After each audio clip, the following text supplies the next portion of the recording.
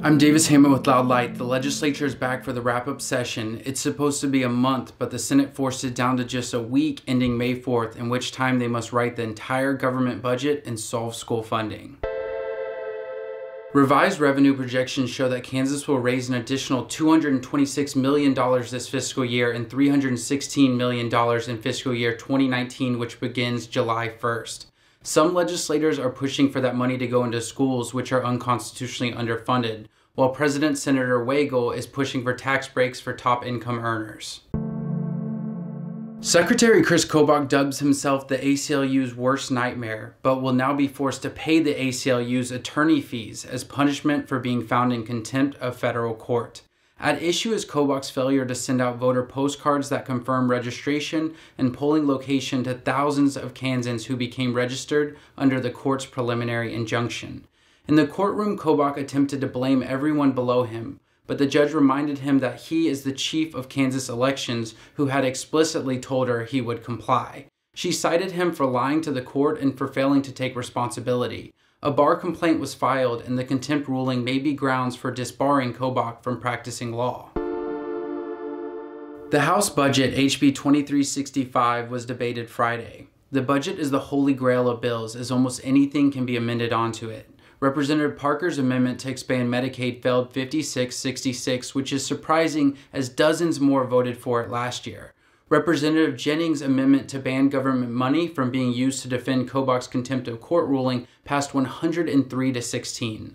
Representative Clayton brought an amendment that would allow the public to know which legislators introduced what bill. Representative Schwab single-handedly killed the transparency amendment by challenging it on a technical rule. The final House budget passed 92-24 and is headed to the Senate. The school funding bill that passed a few weeks ago used magic math to double count money, making an $80 million hole some call an error. The fix is sub SB 61. Here's the base state aid per student since 1992, and here's what the legislature's 5-year funding looks like with the fix. It's substantially lower than every study and suggestion made in the Gannon court case. Representative Stodgdale attempted to amend SB 61 to add the Trimmer Amendment, which is $135 million in base funding, and the Pittman Amendment, which is $10 million in special education funding, but failed 42-78. Representative Rooker brought an amendment to deal with an equity issue where schools with lots of at-risk students faced unfair restrictions on how they spent money, but failed 54-64. SB 61 passed 92-27 and is headed to the Senate. The Brownback-Collier experiment was a big setback, and for the foreseeable future, there will be no shortage of programs that need restored funding and debts to pay off. However, there is only one thing that the Kansas Constitution demands they get right now, and that's school funding. May 22nd, the Kansas Supreme Court will hear arguments on school funding, and since the state is presenting a funding plan that is not based on any research or study, it's unclear why the court would accept it.